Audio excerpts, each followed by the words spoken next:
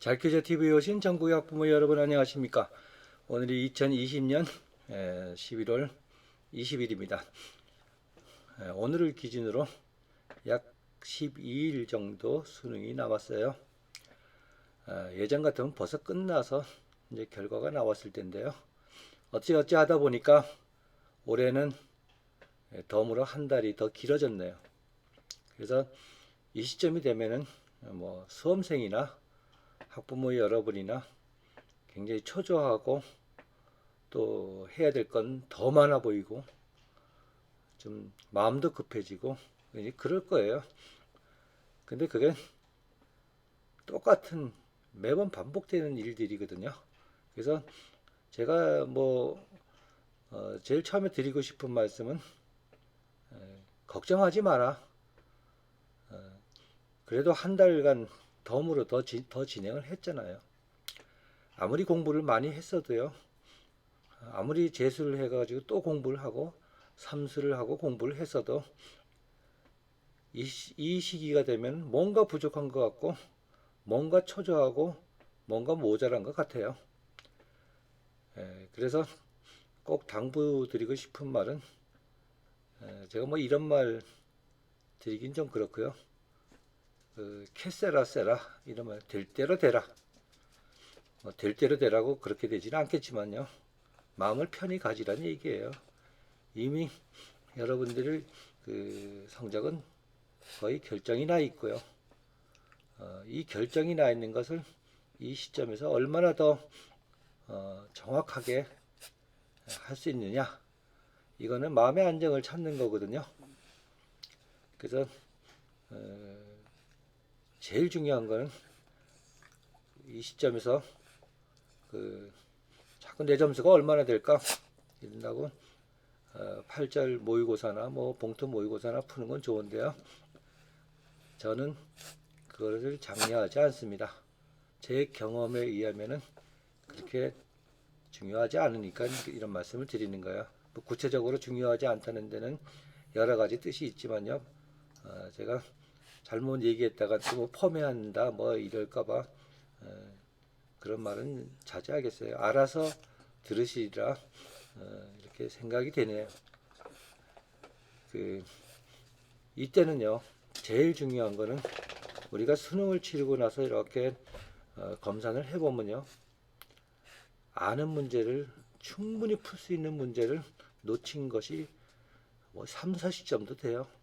그래서 이것을 지키는 게 가장 중요하거든요. 우리가 예비고사나 학력고사와 달리 수능은 문제 하나하나마다 읽고 생각을 해야 되거든요.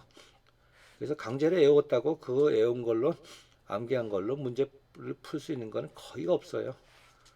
그래서 이 생각을 할 수 있는 명쾌한 두뇌로 정확히 이렇게 판단할 수 있는 그 신체적인 상태를 만들어주는 게 가장 중요하거든요. 그래서 전에는 뭐 그래서 한 달 전부터 새벽부터 6시에 일어나서 다 필요 없거든요. 그거는요 나이 든 사람들 기준으로 정한 거고요. 우리 젊은 애들은 이렇게 시차 극복이 굉장히 빠르답니다.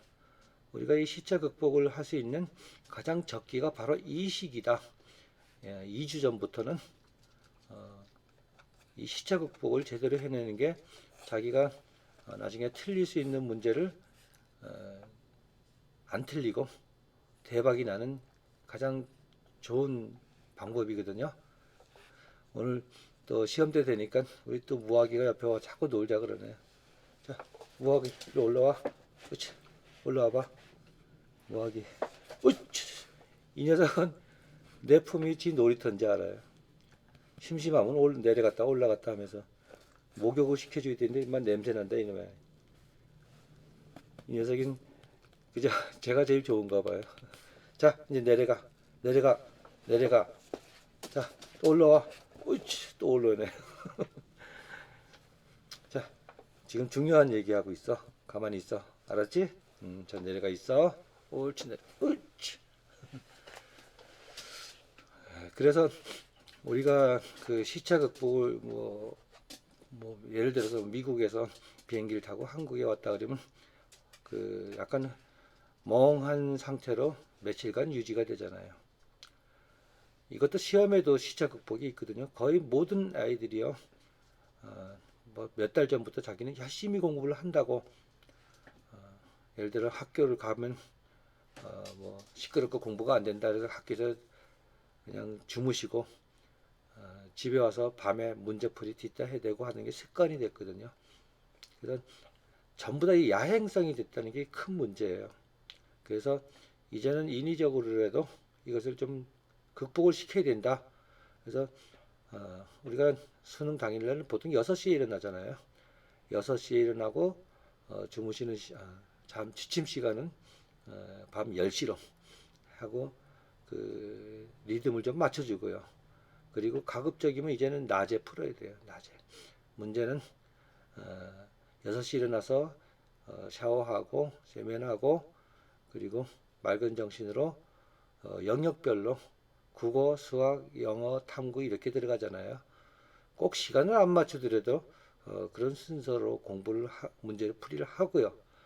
그리고 저녁에는 가볍게 했던 것을 복습하는 정도 이렇게 유지하면 됩니다. 그래서 2주 남은 이 기간에 무슨 공부를 그렇게 크게 했다고 달라지는 거 없거든요. 달라지는 거 없습니다. 그 긴 시간 동안 해왔으면서 뭐 2주 동안 무엇이 달라지겠어요. 그래서 뭔가 하고 싶은 건 자꾸 많이 생기는데요. 이게 공부를 안 하면은 공부해야 될 게 뭔지도 모르고 그냥 지나가지만요. 공부를 하면 할수록 하고 싶은 게 많아진답니다. 이것도 해보고 싶고 저것도 해보고 싶고. 근데 거기는 좀 냉정하게 대처를 할 필요가 있어요. 자, 문제풀이 무슨 문제풀이를 못해서 죽은 귀신이 붙은 것도 아니고요. 계속 문제풀이만 합니다. 그건 아니고요. 했던 것을 쭉 복습하는 것. 특히 수학은 우리가 이 시기는 때 묻은 책을 봐라. 이 얘기는 기본서 한 권을 보라는 얘기거든요. 새로운 문제 안 풀어도 돼요. 그것을 다시 한번 쭉 점검하는 게 가장 중요하죠. 문제풀이 많이 해봤잖아요. 그래서 그렇게 해서 맑은 정신으로 시험장에 들어가는 게 제일 중요하답니다. 그래서 지금은 시차 극복을 하기 위해서 6시 일어나서 밤에 10시 자는 걸로 수면을 충분히 취해주고요. 이런 식으로 공부를 쭉 오늘이 이제 금요일이니까 토요일 일을 하고요. 다음 주에도 그런 식으로 리듬을 좀 맞춰주고요. 그리고 토요일 날도 그런 식으로 하지만 일요일 날 하루는 그냥 아무 생각 없이 수면을 취하든 좋아요. 하루 푹 쉬세요. 이게 자기가 틀릴 수 있는 아는 거를 틀리는 걸 방지하는 큰 힘이 된답니다. 우리가 머리를 써야 되거든요. 생각을 하고 이게 지쳐버리면요. 어느 정도 에너지를 충족을 안 해놓으면 수능 볼 때 흐리멍텅한 상태에서 시험을 보다 보면 아는 거 자꾸 틀립니다. 그리고 또 예전의 애들보다 다른 거는요. 뭐 저희 때도 마찬가지지만 한 뭐 20년 전만 해도 초등학교부터 시험 보고 중학교 시험 보고 또 뭐 특목고 간다고 시험 보고 고등학교 와서도 계속 시험 보고 고등학교 간다고 시험 보고 이런 게 타이틀이 걸린 것을 반복을 해왔지만은 요즘은 거의 모든 아이들은 타이틀이 걸린 시험은 처음 보는 걸 거예요. 그래서 아무리 멘탈이 강하다 그래도 이 시기가 되면 또 시험 보는 당일을 오면 긴장을 하게 됩니다. 제 첫 시간이 국어잖아요. 국어는 긴장하면은 그냥 미끄럼을 타요. 그래서 첫 시간을 망치면은 포기하게 돼요, 애들이요. 그래서 그것을 방지하기 위해서라도 충분히 수면을 취하고요, 휴식을 취하고 그리고 이제 시험 보는 당주 목요일 날 보잖아요. 그러면 월요일 날, 화요일 날 국어 영역 정도 가볍게 해주고요. 그리고 수요일도 가서 수험표 받아오고 이렇게 마음을 편하게 이렇게 다음 날 시험 준비를 하면 됩니다. 그래서 코로나다 뭐다 해가지고 애들이 이제 활동량이 많이 줄었거든요. 그래서 공부를 열심히 해온 아이들은 이때는 체력이 아주 바닥이 있을 거예요. 체력적으로. 그래서 좀 춥지만은요. 옷을 단단히 입고 마스크 하고 밤에 6시부터 한 2시간은 아파트 주변을 집 주변을 빠른 속도 말고요. 천천히 걸어서 산책을 하고 들어오면은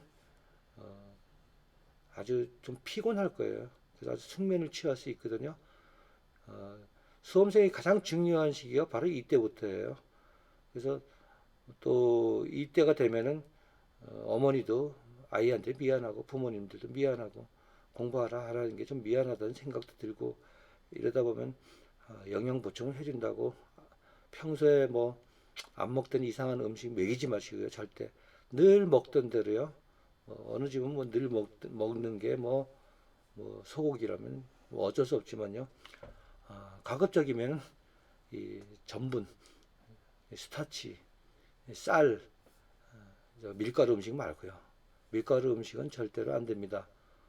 이 위 속에 들어가서 불어서 이렇게 식곤증을 갑자기 유도하기 때문에요.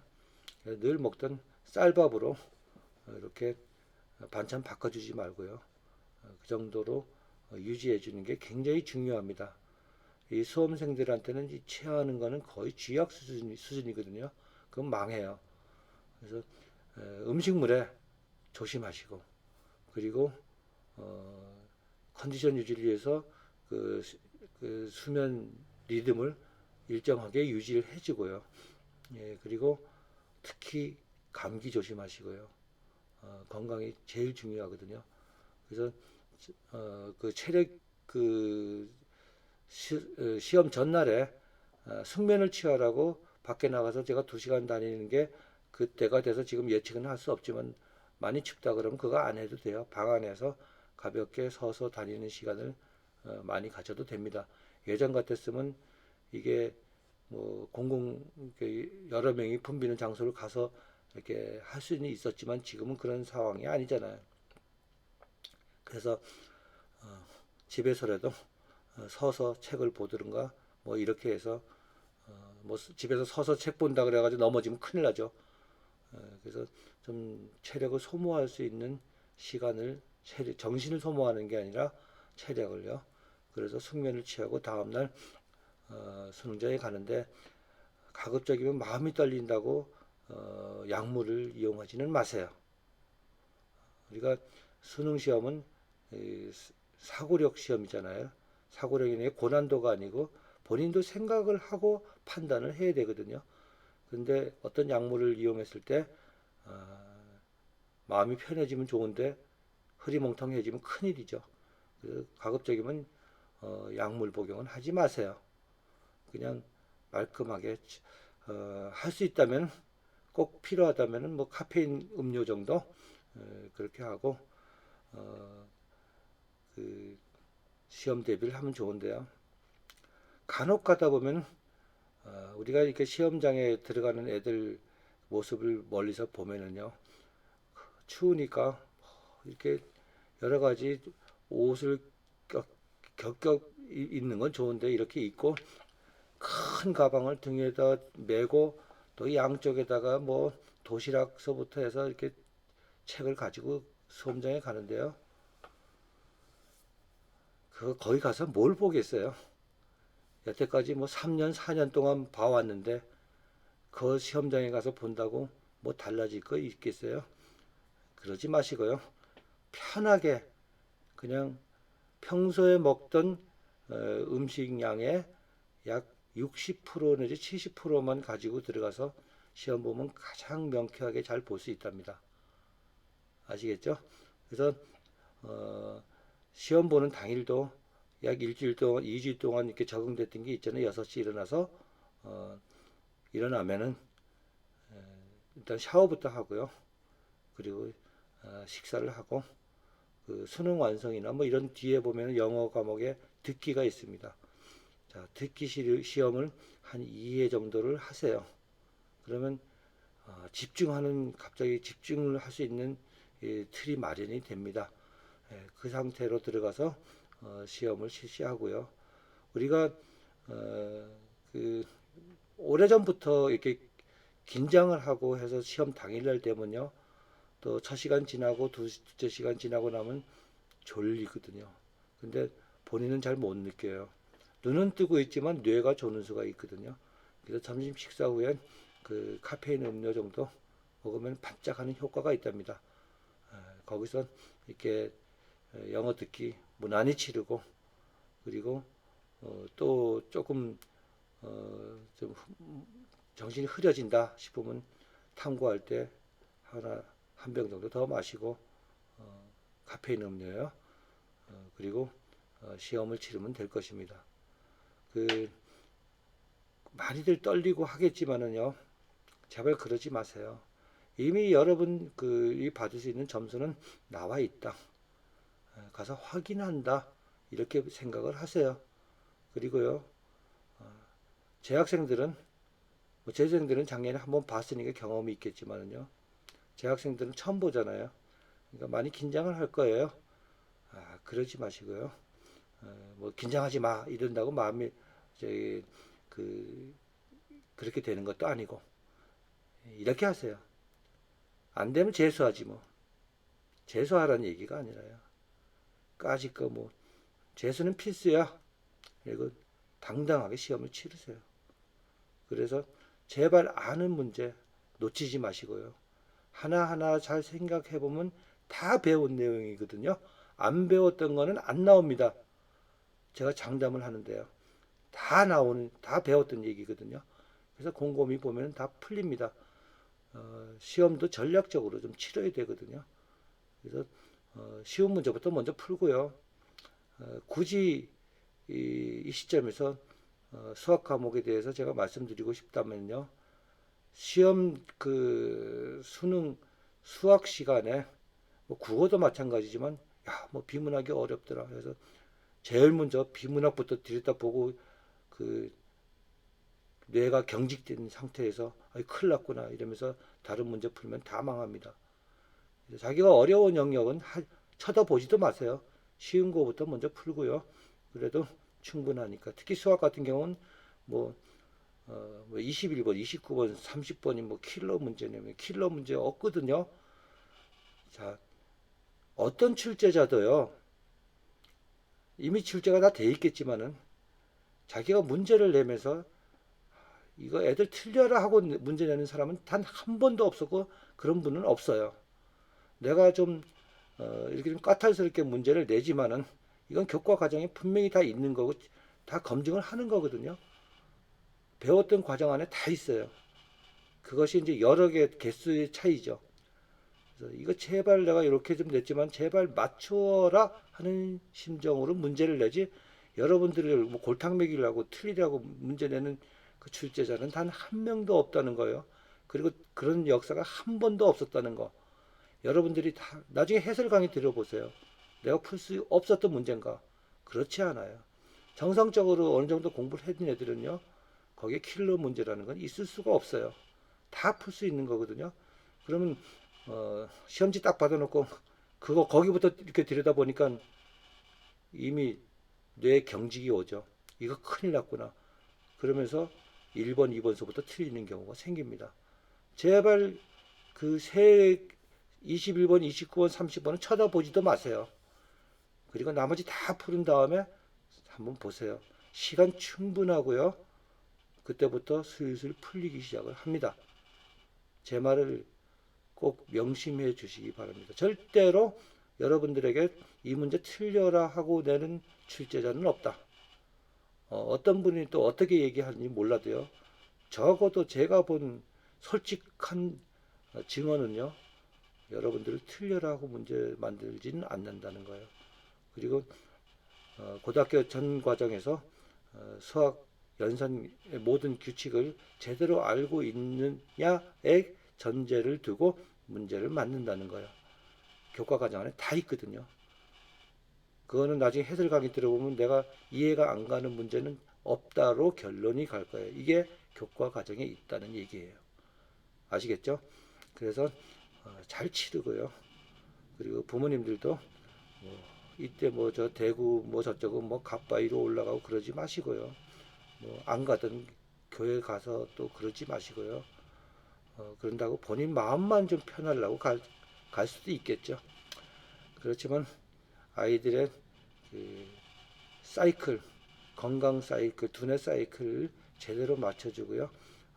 같이 엎어져가지고 아이고 큰일 났구나, 이거 언제 다 해, 이런 생각 하지 마시고요.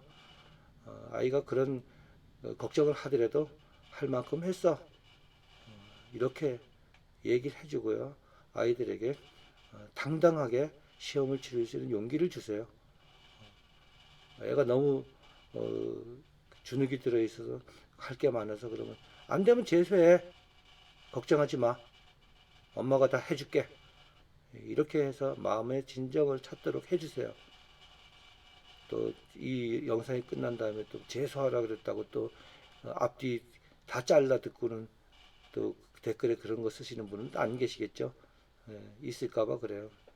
하기야 뭐 제 영상에 보면은 그 좋아요 좋아요 좋아요 누르는데 꼭 두 분씩 있더라고요. 꼭 두 분. 습관적으로 그렇게 했는데. 그래서 어쨌거나요. 이미 여러분 점수는 이미 나와 있다. 나와 있기 때문에 그거 가지고 뭐 떨 필요는 없잖아요. 그죠? 거기서 더 까먹지는 말아야죠. 떨고 이래서요. 이미 점수는 나와 있다. 이미 출제가 됐기 때문에요. 문제 다 만들어서 지금 인쇄 들어가고 그럴 거예요. 그러니까 다 만들어 난 거 그냥 확인하러 간다. 제 말이 틀렸나요? 출제 다 돼 있어요. 이미. 그래서 그거 확인하러 간다 하는 기분으로 가서 확인만 해주시면 됩니다. 단 잘못 생각해가지고 덤벙대가지고 그걸 잃어버리는 일만 없도록 해라. 이 점은 꼭 당부드리고 싶네요. 제 말 잘 이해하셨죠? 예, 그래서 그 한 가지 더 덧붙인다면은 만약에 이제 국어 영역 시험을 끝나고 나서 수학 들어가기 전에 그 쉬는 시간 있잖아요. 이때 제발 지나간 국어 시험에 대해서 논하지 마라. 누가 뭐 지가 어려웠던 거 다 얘기해요. 뭐 몇 번이 답이고 뭐 제발 귀 틀어 맞고 그 원숭이 있잖아요. 귀 맞고 눈 맞고 코 맞고 뭐 입 맞고인가 뭐 그리고 치르세요. 이미 지가 OMR 카드 다 작성해서 놨는데 그거 왜 마음 조이게 답을 맞춰봐요. 보면 꼭 내가 잘못 어려웠던 것만 또 지가 신났던 것만 얘기하고 이러면요. 지가 그렇게 자랑하고 이거 답이 몇 번이야 하는 애들 안을 나중에 따져보면은 다른 과목 다른 문제 다 틀리고는 그 짓을 해요. 그래서 절대로 국어 시험 끝나고는 잊어버려라. 수학만 생각하세요. 수학 끝나면은 영어만 생각하세요. 지나간 거 답 맞추려고 그러지 마라. 한 가지 더 당부를 드린다면요. 요즘은 또 그런 데가 없겠지만은 수험표 뒤에다가 답지를 만들어 와서 그것을 이렇게 다 거기다 쓰는 그 긴 시간 동안 공부를 해와 가지고 정해진 시간 내에 자기 실력을 최대한으로 1분 1초를 아껴서 써서 풀어야 되는데 그걸 시간을 남겨가지고 뒤에다가 답을 쓴다? 수험표에다 답을 써가지고 와서 나 몇 점 맞았어요 하고 나중에 그거 맞춰본다? 세상에 그런 바보들이 어디 있어요?